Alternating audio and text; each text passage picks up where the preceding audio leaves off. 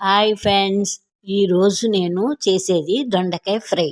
చాలా ఈజీగా చాలా టేస్టీగా ఎలా చేసుకోవాలో చెప్తాను రండి.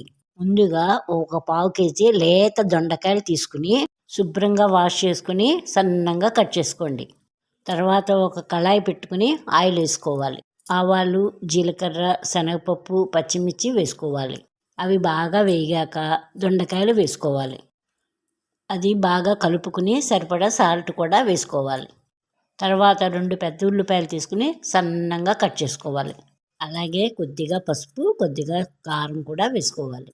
బాగా సన్నంగా పెట్టుకుని బాగా వేగేంత వరకు మగ్గించాలి. లాస్ట్లో చివరిన దింపేటప్పుడు కరివేపాకు, కొత్తిమీర కూడా వేసుకోవాలి. అంతే, దొండకాయ ఫ్రై రెడీ అయిపోయింది. ఇంకా మీకు మంచి మంచి కర్రీస్ కావాలంటే కామెంట్ చేయండి. అంతే ఫ్రెండ్స్, బాయ్. మనీ కబుర్లు. నమస్తే.